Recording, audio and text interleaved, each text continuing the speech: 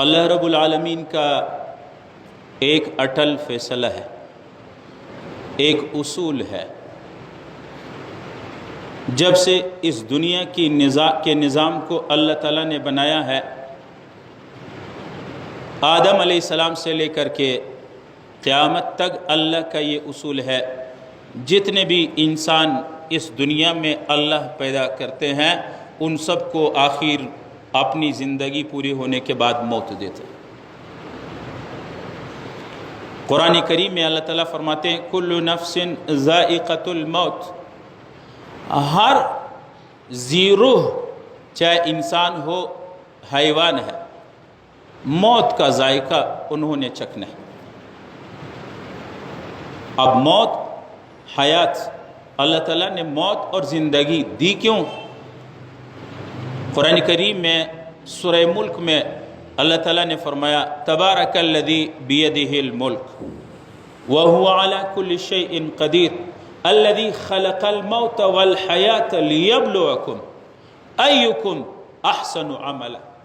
اللہ تعالیٰ فرماتے ہیں خلق الموت والحیات، موت اور زندگی میں نے اس لیے پیدا کی ہے لیبلوکم، تاکہ تمہارا امتحان لے لو، تمہاری آزمائش ہے، آپ کا امتحان ہے۔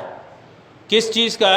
لیبلوکم ایکم احسن عملا، کس کا عمل اچھا ہے، کون آدمی اچھا عمل کر کے قیامت تک لے آئے۔ موت اور حیات کو اللہ تعالیٰ نے اس دنیا میں اس لیے پیدا کیا۔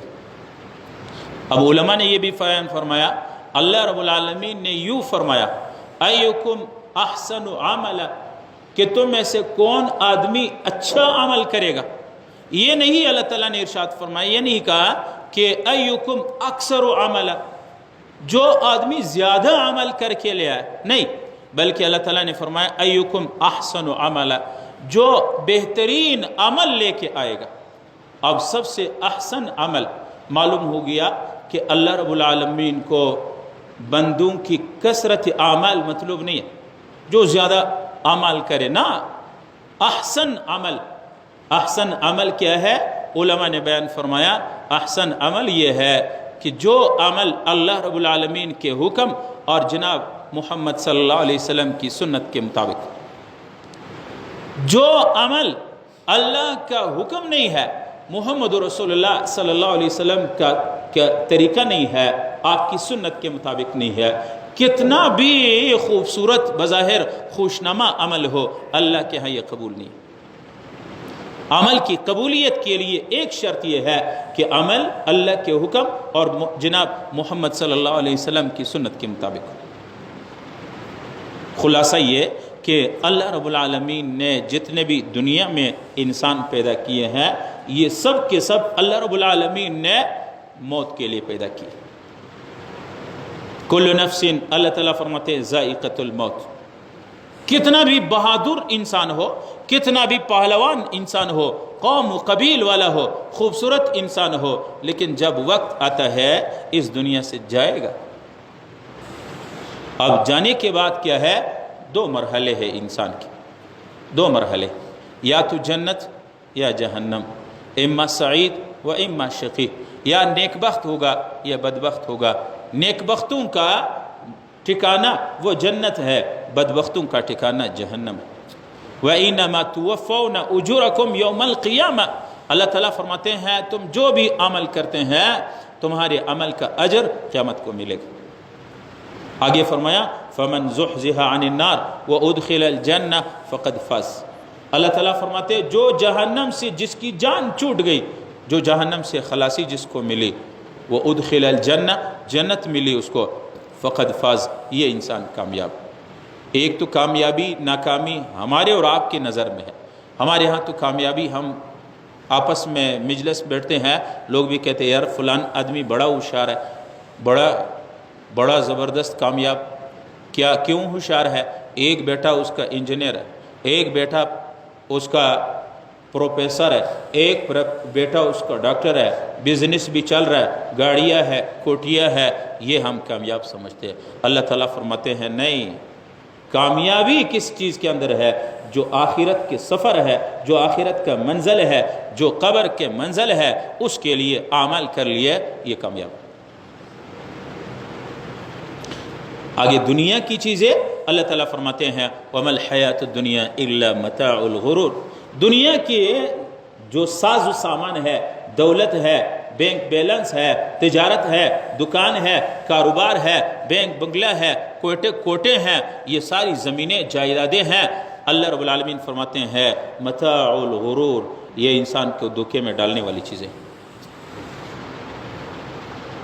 علماء نے بیان فرمایا ہے کہ کسی کو ہر انسان دنیا کا یہ مانتا ہے کہ میں نے مرنا ہے، مجھے موت آئے گی، لیکن دنیا کے کسی انسان کو یہ معلوم نہیں ہے کہ میری موت کب آئے گی۔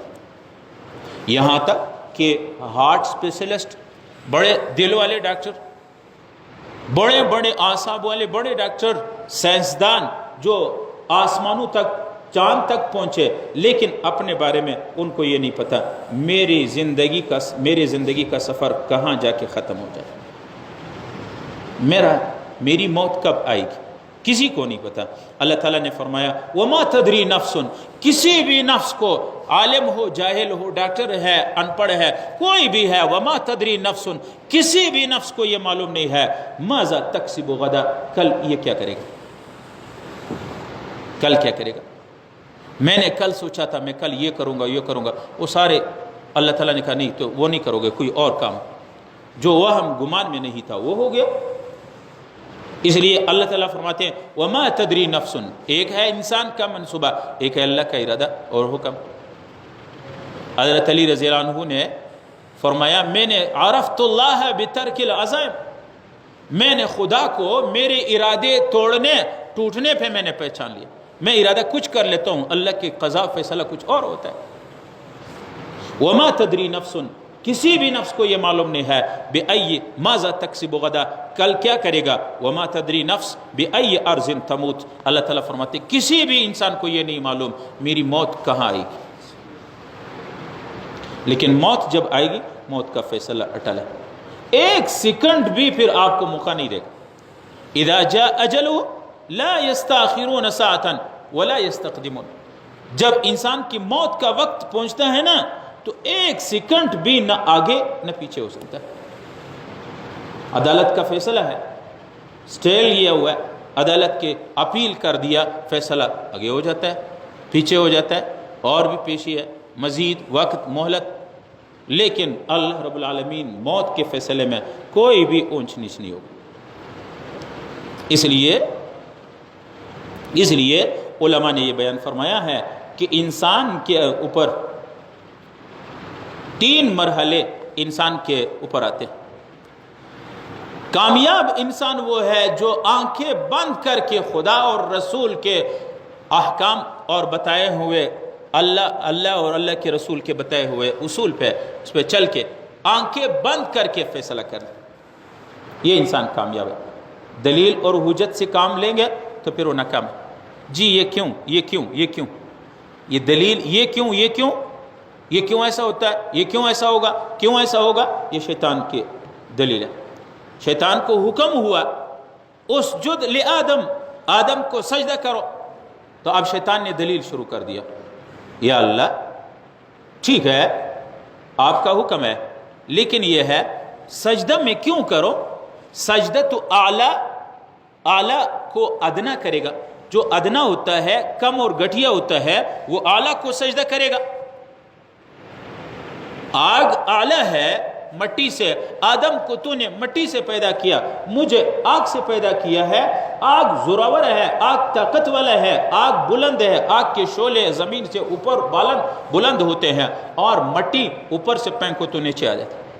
مٹی میں عجز ہے، ذلت ہے، اور آگ میں بڑائی ہے، رفعت ہے، بلندی ہے، تکبر ہے۔ ہونا تو یہ چاہیے تھا اللہ کہ تو آدم کو حکم دیتے شیطان کو سجدہ کر لے۔ یہ کیوں آج کل ہمارے بھی لوگ کہتے ہیں یار مولوی صاحب یہ کیوں ایسے بات بتاتے ہیں، مولوی صاحب یہ کیوں ایسا ہوگا۔ یار داڑھی سے کیا ہوتا ہے، مولوی صاحب بار بار داڑھی کہتا ہے، بگڑی سے کیا ہوتا ہے، اس سے کیا ہوتا ہے، یہ کیوں والا مسئلہ یہ دلیل شیطان کا ہے۔ اے اللہ، اور یہ جو عقل پہ ہر آدمی عقل کی بات کرتا ہے، جی یہ عقل تو یہ کہتا ہے، بھائی عقل کیا ہے؟ علماء نے بیان فرمایا کہ جہاں انسان کے عقل انتہا نہائی کو آخری درجے کو انسان کے عقل پہنچتا ہے، وہاں اللہ تعالیٰ کی وحی شروع ہو جاتی ہے۔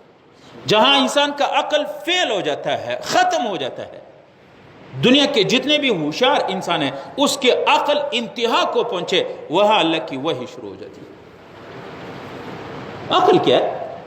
جی یہ مسئلہ کیوں ایسا ہے، یہ سنت کیوں ایسے ہے، پیغمبر نے کیوں ایسا بتایا، حالات کا تقاضا تو یہ ہے، زمانے کا تقاضا تو یہ ہے، آج کل حالات تو ایسے ہے، مولوی صاحب کیوں ایسے بتا رہا ہے، خطیب صاحب کیوں ایسا بتا رہا ہے، سنت میں کیوں ایسا ہے، آج معاشرہ ایسا ہے، ایسا کیوں نہیں ہونا ہے۔ یہ کیوں والا لما یہ ہو جاتی ہے شیطان والی دلیل۔ اللہ رب العالمین نے حکم دیا آدم علیہ السلام کو سجدہ کرو، تو شیطان نے کہا کیوں؟ تو یہ کیوں والے اس کا نتیجہ پھر کیا ہوا؟ اللہ رب العالمین نے شیطان سے کہا قیامت تک تو ملعون ہے، اور جس جنت میرے مہمان خانے میں میں نے تجھے جگہ دی تھی فاخرج منہ، نکل جاؤ۔ اس لیے علماء نے بیان فرمایا کہ انسان کے اوپر 3 مرحلے آتے ہیں۔ ہر انسان کامیاب انسان وہ ہے کہ ہر مرحلے میں اللہ کے حکم اور محمد رسول اللہ صلی اللہ علیہ وسلم کے بتائے ہوئے سنت طریقے کو آنکھیں بند کر کے سمجھ میں آتا ہے یا نہیں آتا ہے۔ حضرت علی رضی اللہ عنہ ایک مرتبہ موضوع پہ مسح کرتے، ہم موضوع کے اوپر مسح کرتے ہیں نا، تو انہوں نے کہا اگر عقل کی بات ہوتی نا تو عقل تو یہ کہتے ہیں موضوع کے نیچے پہ مسح کرنا چاہیے، اس لیے کہ وہ مٹی اور گندگی کے ساتھ لگنے والے ہیں، لیکن آقا دو عالم صلی اللہ علیہ وسلم نے بتایا عقل کو میں پھینک دیتا ہوں، محمد رسول اللہ نے اوپر مسح کیا تو میں اوپر مسح کرتا ہوں، عقل کو نہیں چلاتا ہوں۔ تو علماء فرماتے ہیں کامیاب انسان وہ ہے جو عقل کو پھینک دے، اپنی خواہش کو پھینک دے، اپنی مرضی کو پھینک دے، اپنے دلیل کو پھینک دے، آنکھیں بند کر کے اللہ اور محمد رسول اللہ کی سنت کو دل سے اپنے سینے سے لگا عمل کر دے۔